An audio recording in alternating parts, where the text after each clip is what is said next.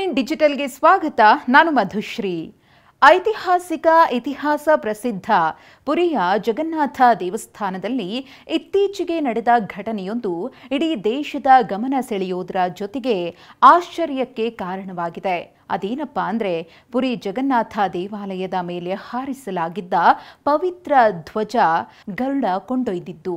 ಇದೀಗ ಈ ವಿಡಿಯೋ ಸಿಕ್ಕಾಪಟ್ಟೆ ವೈರಲ್ ಆಗಿದ್ದು, ಇದು ಶುಭವೋ ಅಶುಭವೋ ಎಂಬ ಚರ್ಚೆ ಭಕ್ತಗಣದಲ್ಲಿ ಶುರುವಾಗಿದೆ. ಭಾನುವಾರ ಈ ಘಟನೆ ನಡೆದಿದ್ದು, ಭಕ್ತರು ಇದನ್ನ ದೈವಿಕ ಸಂಕೇತವೆಂದು ಪರಿಗಣಿಸಿದ್ದು, ದೇವರ ಆಶೀರ್ವಾದವೆಂದು ನಂಬುತ್ತಿದ್ದಾರೆ. ಈ ಘಟನೆ ಧಾರ್ಮಿಕವಾಗಿ ಹೆಚ್ಚು ಮಹತ್ವ ಪಡೆದುಕೊಂಡಿದ್ದು, ಸಮಾಜದಲ್ಲಿ ಧಾರ್ಮಿಕ ಬದಲಾವಣೆ ಮತ್ತು ಸಕಾರಾತ್ಮಕ ಪರಿಣಾಮಗಳನ್ನು ತರಬಹುದು ಅಂತ ಹೇಳಲಾಗ್ತಿದೆ.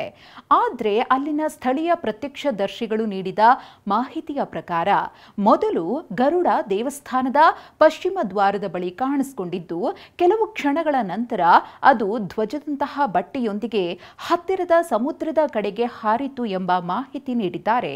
ಹಾಗೆ ಗರುಡನ ಕಾಲಲ್ಲಿದ್ದ ಬಟ್ಟೆಯು ಪವಿತ್ರ ಧ್ವಜವನ್ನ ಹೋಲ್ತಾ ಇದ್ರು. ಅದು ನಿಜವಾಗಿಯೂ ಮೂಲ ಪತಿತ ಪಬನ್ ಬನವೋ ಅಥವಾ ಅದೇ ರೀತಿ ಇರುವ ಬಟ್ಟೆಯ ತುಂಡೋ ಅನ್ನೋದು ಇನ್ನೂ ದೃಢಪಟ್ಟಿಲ್ಲ. ಯಾಕಂದ್ರೆ ಗರುಡ ಮೇಲೆ ಹಾರಿದಾಗ ದೇವಾಲಯದ ಧ್ವಜವೂ ಹಾಗೆಯೇ ಇತ್ತು. ಇನ್ನು ಶ್ರೀ ಜಗನ್ನಾಥ ದೇವಾಲಯದ ಆಡಳಿತವೂ ಕೂಡ ಈ ಬಗ್ಗೆ ಯಾವುದೇ ಅಧಿಕೃತ ಹೇಳಿಕೆಯನ್ನ ನೀಡಿಲ್ಲ. ಇನ್ನು ಹಲವು ಕೌತುಕ ಮತ್ತು ಕುತೂಹಲಗಳಿಗೆ ಕಾರಣವಾಗಿರುವ ಸಾಕಷ್ಟು ನಿಗೂಢತೆಯನ್ನ ತನ್ನಲ್ಲಿ ಹುದುಗಿಸಿಟ್ಟಿರುವ ಈ ದೇವಸ್ಥಾನದ ಮೇಲೆ ಗರುಡ ಪಕ್ಷಿ ಹೊರತು ಯಾವುದೇ ಪಕ್ಷಿ ಹಾರುವುದಿಲ್ಲ ಎಂಬ ನಂಬಿಕೆಯೂ ಇದೆ.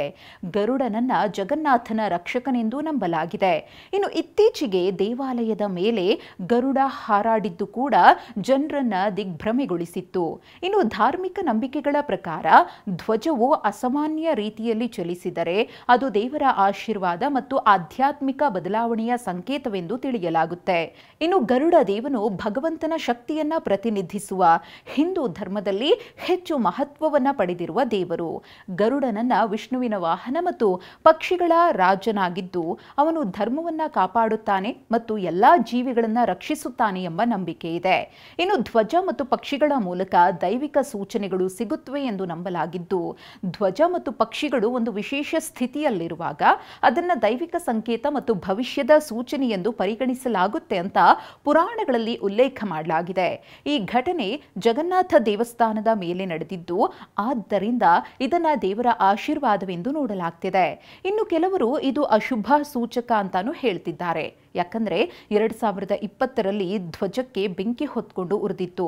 ಆ ನಂತರದಲ್ಲಿ ಕೋವಿಡ್ನಂತಹ ಮಹಾಮಾರಿ ಇಡೀ ವಿಶ್ವವನ್ನೇ ಹಿಂಡಿ ಹಿಪ್ಪೆ ಮಾಡಿತ್ತು.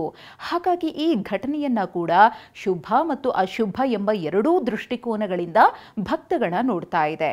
ಇನ್ನು ಈ ಪುರಿ ಜಗನ್ನಾಥ ದೇವಾಲಯದ ವಿಶೇಷತೆಯನ್ನ ನೋಡೋದಾದ್ರೆ, ಈ ದೇವಾಲಯವು ಅಚ್ಚರಿಗಳ ಆಗರವಾಗಿದ್ದು, ವಿಜ್ಞಾನಕ್ಕೆ ಸೆಡ್ಡು ಹೊಡೆಯುವ ಹಲವು ವಿಸ್ಮಯಗಳ ತಾಣವಾಗಿದೆ. ದೇವಾಲಯದ ಮೇಲೆ ಪುರಾತನ ಕಾಲದಿಂದಲೂ ಧ್ವಜವಿದೆ. ಈ ಧ್ವಜವು ಯಾವಾಗಲೂ ಗಾಳಿಯ ವಿರುದ್ಧ ದಿಕ್ಕಿಗೆ ಹಾರುತ್ತೆ.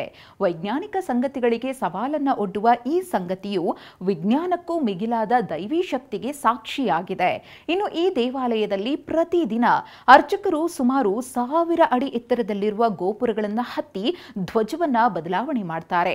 ಈ ಆಚರಣೆಯು 1800 ವರ್ಷಗಳಿಂದಲೂ ಕೂಡ ನಡೆದುಕೊಂಡು ಬರ್ತಾ ಇದೆ. ಒಂದು ವೇಳೆ ಅಪ್ಪಿತಪ್ಪಿ ಈ ಆಚರಣೆಯು ಅನಿರೀಕ್ಷಿತವಾಗಿ ತಪ್ಪಿ ಹೋದ್ರೆ ಮುಂದಿನ 18 ವರ್ಷಗಳ ಕಾಲ ದೇವಾಲಯ ಮುಚ್ಚಲ್ಪಡುತ್ತದೆ ಎಂಬ ನಂಬಿಕೆಯೂ ಇದೆ. ಇನ್ನು ದೇವಸ್ಥಾನದ ಮೇಲಿರುವ ಸುದರ್ಶನ ಚಕ್ರವು 20 ಅಡಿ ಎತ್ತರ ಮತ್ತು 1 ಟನ್ ತೂಕ ಹೊಂದಿದೆ. ಇದನ್ನ ದೇವಾಲಯದ ಮೇಲ್ಭಾಗದಲ್ಲಿ ಅಳವಡಿಸಲಾಗಿದೆ. ಈ ಚಕ್ರದ ವಿಶೇಷತೆ ಏನಂದ್ರೆ, ಪುರಿ ನಗರದ ಯಾವುದೇ ಭಾಗದಲ್ಲಿ ನಿಂತು ನೋಡಿದ್ರೂ ಚಕ್ರ ಕಾಣುತ್ತೆ. ಜೊತೆಗೆ ಎಲ್ಲಿಯೇ ನಿಂತು ನೋಡಿದ್ರೂ ಅದರ ಮುಖ ನಮ್ಮ ಕಡೆಯೇ ಇರುವಂತೆ ಕಾಣುತ್ತೆ. ವಿಶಿಷ್ಟ ರಚನೆ ಮತ್ತು ಶಕ್ತಿಯನ್ನ ಹೊಂದಿರುವ ಸುದರ್ಶನ ಚಕ್ರದ ಮೇಲೆ ಯಾವುದೇ ಪಕ್ಷಿಗಳು, ಕೀಟಗಳು, ವಿಮಾನಗಳು ಹಾರುವುದಿಲ್ಲ. ಇದು ಚಕ್ರಕ್ಕೆ ದೈವಶಕ್ತಿಯ ಪ್ರಭಾವ ಇದೆ ಅಂತ ನಂಬಲಾಗುತ್ತೆ. ಈ ನಿಗೂಢ ವಿದ್ಯಮಾನಗಳಿಗೆ ಏನ್ ಕಾರಣ ಎಂಬುದನ್ನ ಇದುವರೆಗೂ ಪತ್ತೆ ಹಚ್ಚುವುದಕ್ಕೆ ಸಾಧ್ಯವಾಗಿಲ್ಲ. ಪುರಿ ದೇವಾಲಯದ ಇನ್ನೊಂದು ವಿಶೇಷತೆ ಏನಂದ್ರೆ, ಇಲ್ಲಿ ನೆರಳು ಬೀಳದೆ ಇರುವುದು. ದೇವಾಲಯದ ಒಳಗೆ ಮತ್ತು ಹೊರಗೆ ಯಾವುದೇ ಸಮಯದಲ್ಲಿ ನೆರಳು ಬೀಳುವುದಿಲ್ಲ. ಇದು ಪ್ರಕೃತಿಯ ಪವಾಡ ಮತ್ತು ದೈವಶಕ್ತಿ ಎಂಬ ನಂಬಿಕೆಯೂ ಇಲ್ಲಿ ಅಚಲವಾಗಿದೆ.